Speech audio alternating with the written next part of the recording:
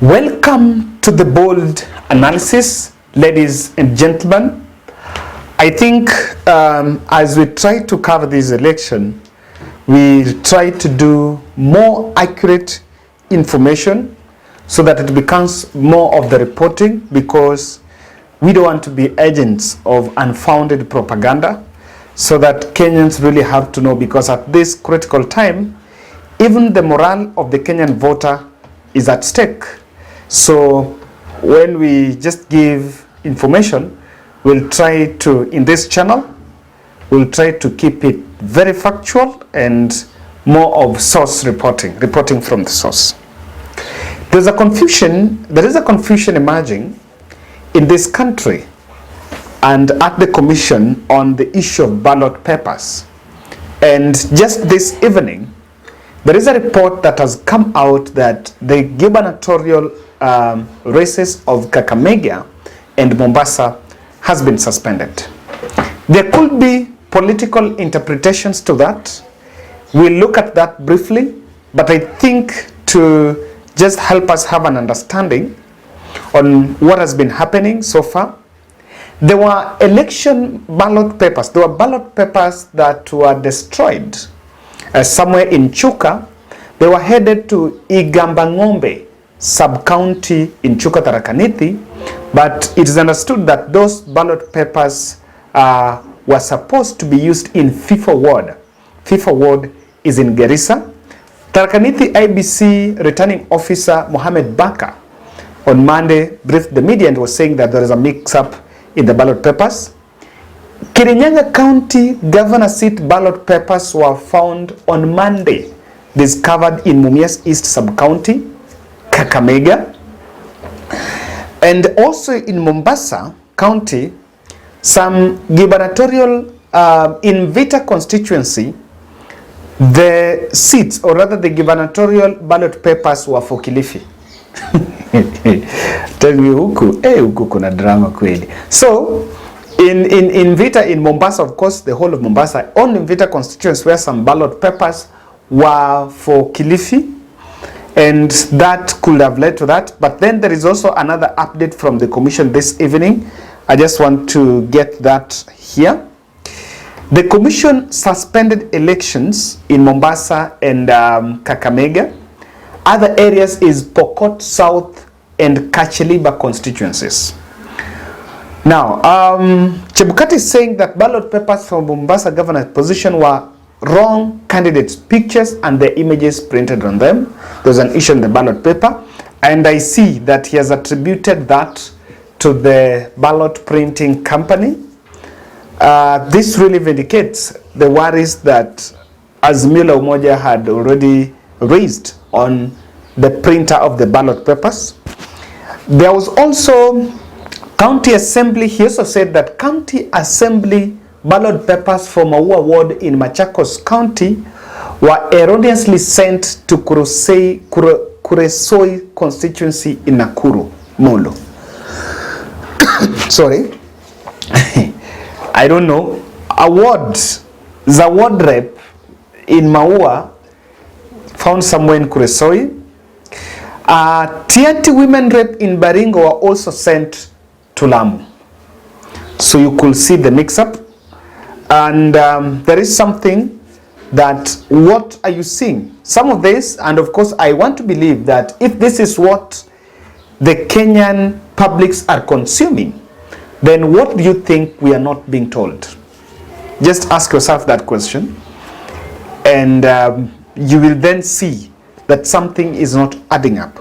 I am so interested to know why the two counties of Mombasa and Kakamega, because in Kakamega, the gubernatorial ballot papers for Kirinyaga are the ones that were found in Kakamega. This is a day, and this is the day we were doing registration, distribution. What should we expect? Ladies and gentlemen, what should we expect tomorrow? We expect good. We expect a peaceful election.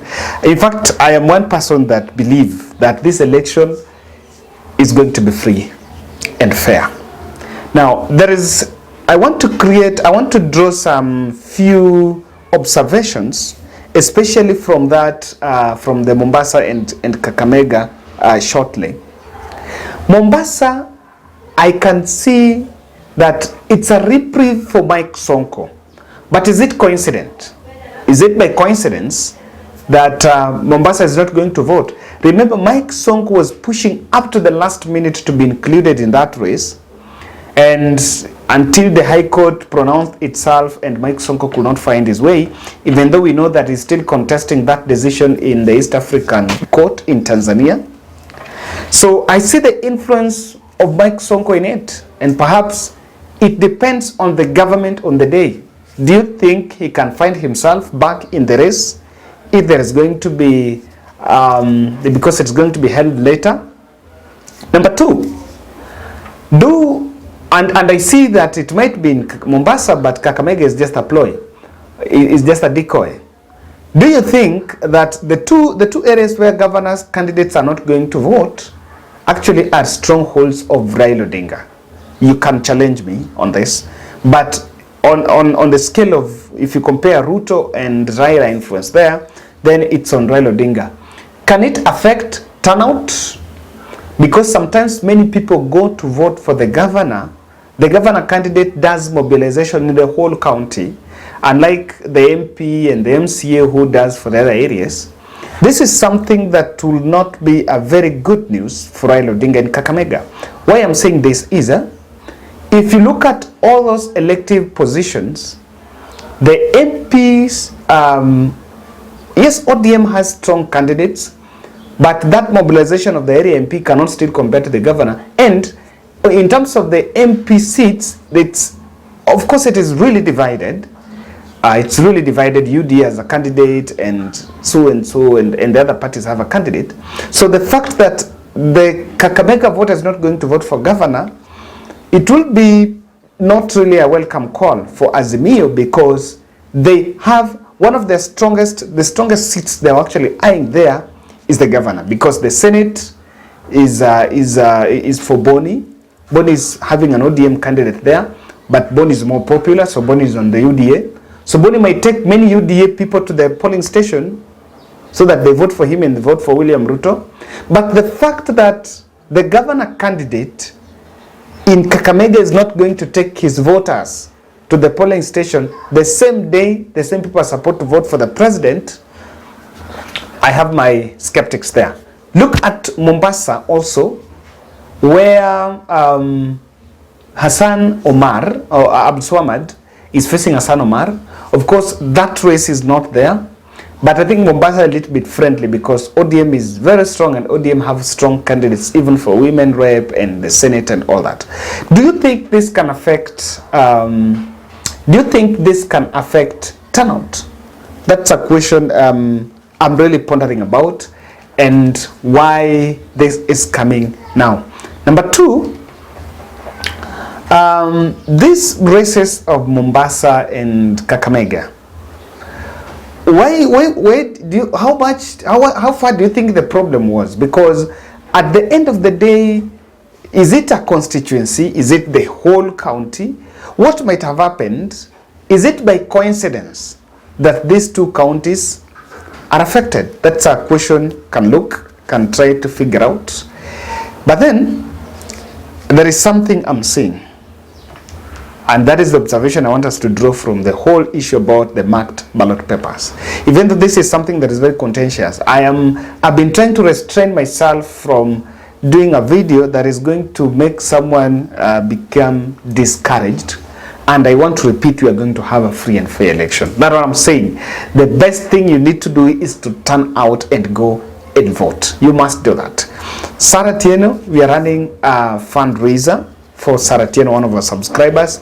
At least 50 shillings donation towards her medical bill, which is 1 million. She's a subscriber here, still locked in Kenyatta Hospital, suffering acute leukemia.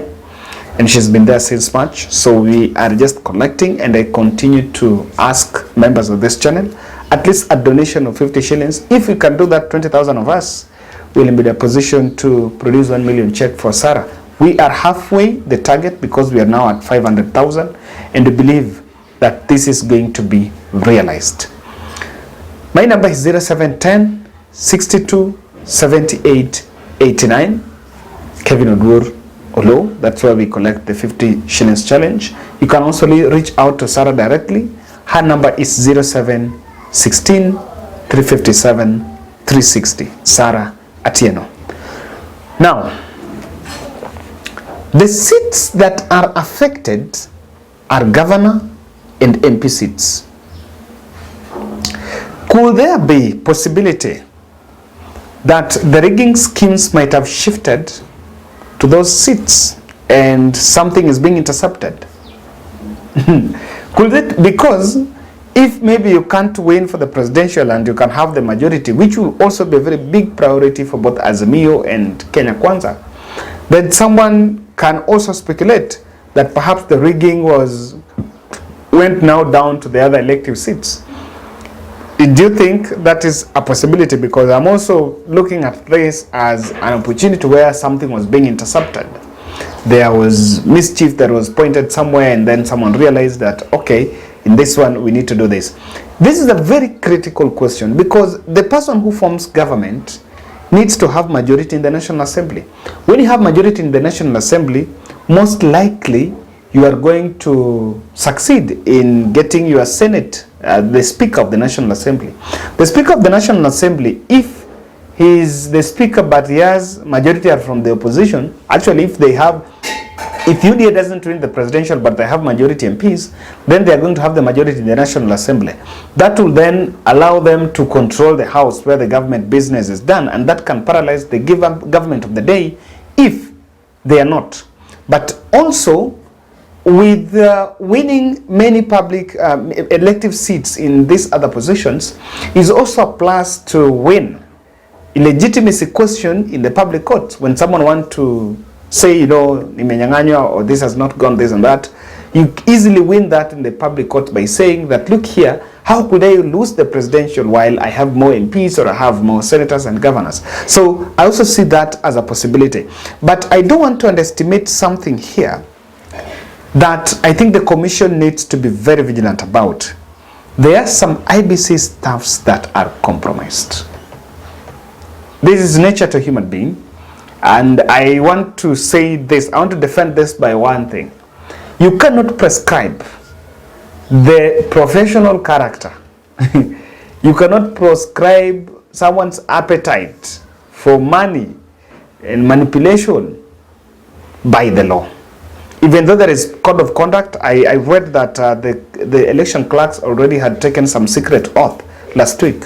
But there is somehow you cannot prescribe, and there is an element that needs to be looked at, that some of the IBC officials might aid in some of these malpractices. There was even another one of I think somewhere where election officials were meeting with some aspirants or rather some political players there, and I think that was Homa Bay. So this is something that IBC needs to look at now. Now, what went wrong at logistics? Because some of these, for example, the one for Lamu, I think Baringo women rep, ballot papers were found somewhere in Lamu. That was just, the problem was at the warehouse packaging. I think at logistics, someone just aliweka zenye zilifaa ziende Lamu akaweka Baringo. What exactly is happening? Because that confusion it can't be attributed to just logistical flaws or just clerical issues. But did the ballot printer have a plan to affect the polls? Did the ballot printer have some sinister motive? And if this is what we are dealing with, I think the IBC must do and have a lot of vigilance, because the public is very vigilant. I can say that tomorrow, if someone goes to the ballot and finds out that the image of perhaps Raila is not there, that is already a ground to start raising speculation. And some ballot papers might be invalid. Of course, there is the security features, number one. There is also, and I think someone from the commission needs to confirm, I think I'll confirm myself, whether it is true that unstamped ballot paper is an invalid ballot paper that you cannot cast unstamped. Is it going to be spoiled to vote? That is a question that needs to be done. Because if these things are happening now, and these things happen now, And we are not yet into the day. If someone in Mandera realizes that the presidential ballot paper do not have the name of Raila, or maybe do not have the image of Raila, I'm just trying to think. This is it. But lastly, there is something that I see, and maybe one day this might be vindicated. There could be that there are ballot papers that were printed within our borders. One of the reasons it might be attributed to the Greece company that is printing the ballot paper. But there is also possibility that some people printed ballot papers here in Kenya, and these are the stray ballot papers. It is a possibility. Did someone print ballot papers in the country? And that's what has caused the mix-up, because I think the commission needs to explain what exactly caused the mix-up.